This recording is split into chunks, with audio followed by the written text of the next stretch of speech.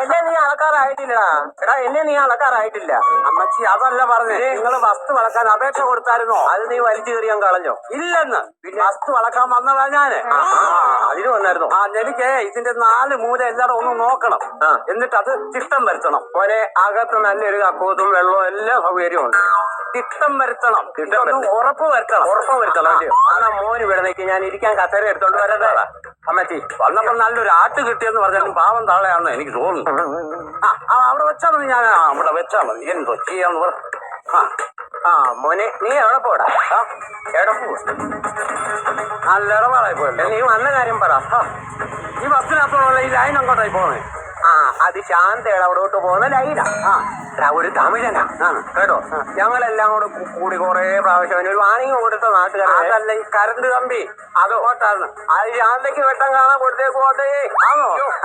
അതാ രാത്രി വന്ന് കസേര ഇട്ടിരിക്കുന്നു. ശാന്തയുടെ കൂട്ടുകാരിയാ. എടാ, ഈ മുറ്റത്ത് എന്തോ നടക്കണമെന്ന് അറിയാൻ വേണ്ടി വന്നിരിക്കുവോ?